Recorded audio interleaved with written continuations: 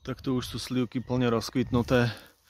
Ako môžete vidieť, ešte tu kvitnú aj čerešne a višne, ale slivky už tu sú plne rozkvitnuté, takže tak dnes vám ešte ukážem túto, alebo teda včely na tejto včelnici z Českej republiky na Južnej Morave.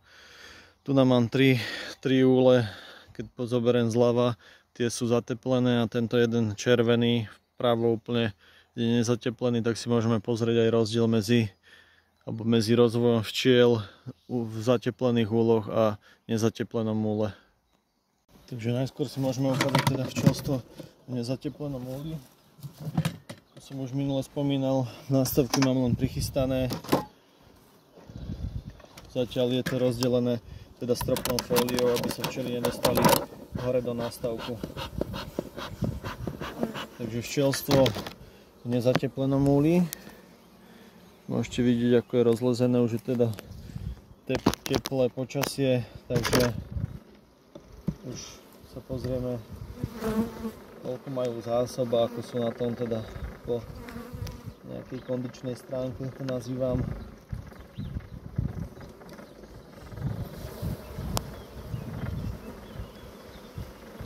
Zásoby majú, môžete vidieť, že sú hlavne pelové, aj medové. Takže to necháme na kraji, tento rámik so zásobami, ideme ďalej.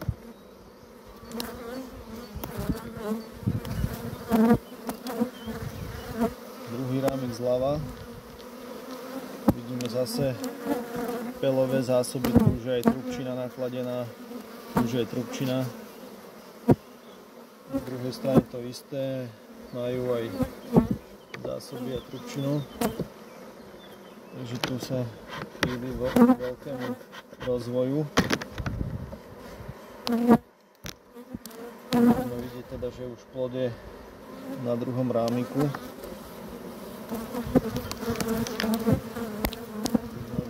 Máme aj plod klasický, ale veľa trubčiny.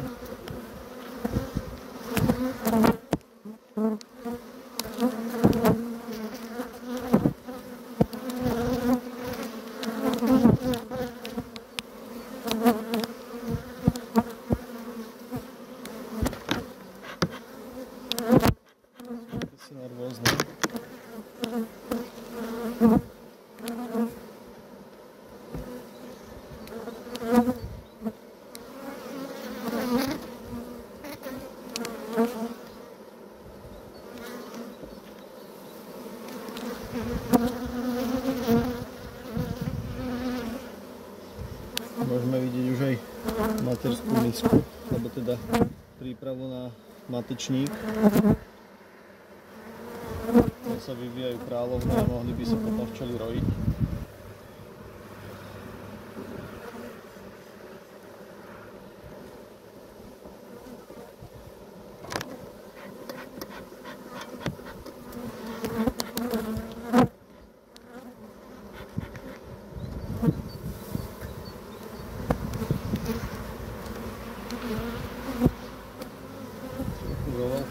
Minulý rok som mal s tým problém, že v tomto nezateplenom úli ten rozvoj včiel nebol taký ako v tých zateplených. Ale teraz to vyzerá tento rok celkom v pohode.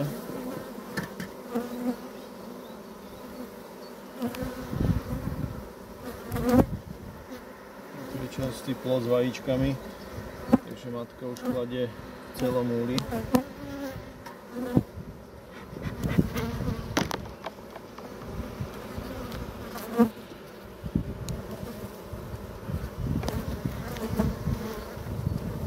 Máme skôr aj zásobný rámik, čiže ho dám medzi tie plodové, nech majú dostatok zásob blízko plodu.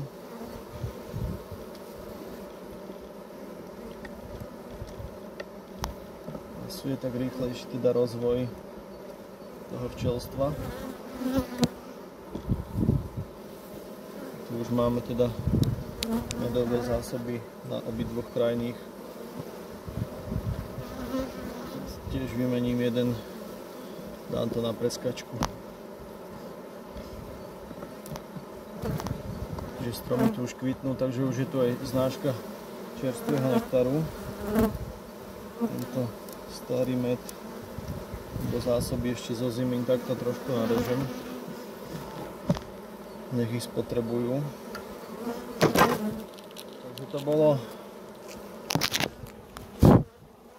Takže to bolo včelstvo v nezateplenom úle.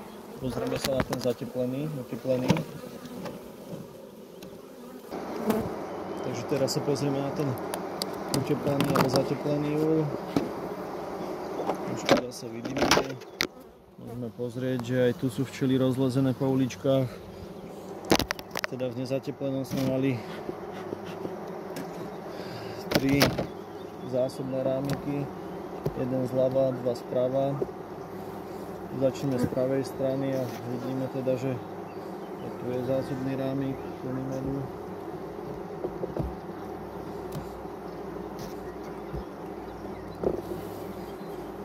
V tom nezateplenom úle teda tie včely skorej reagujú na to, keď je vonku teplejšie, ako v tomto zateplenom.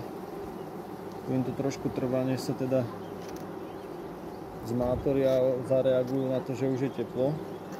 Ale vidíme, že plod už je tu na 3. rámiku.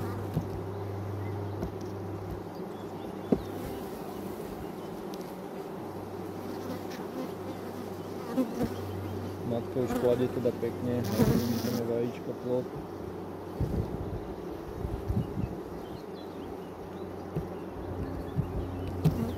Tento rámik so zásobami dáme do včelstva medzi včely. Medzi teda rámik, kde už je nakladený plod, nech to majú bližšie. Tie zásoby, môžete vidieť, že ako je obsadnutý celý rámik.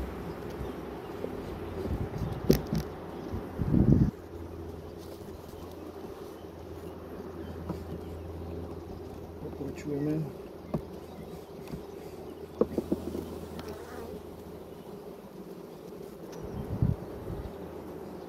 Dobre, super, krásne.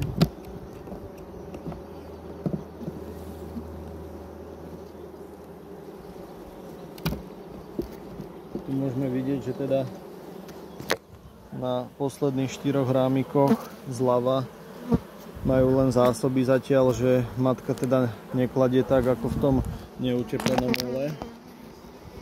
Že pomal, ako som povedal, že pomalšie reagujú na to teplé počasie. Že držia si teda stálu teplotu, ale keď je krajšie počasie, tak vylietávajú nie v takej frekvencii ako tie v tom neuteplenom úle. Dáme to teda na cikcak. Mali zásoby teda medzi rámikami s plodom. Posledné 2 sú teda plné.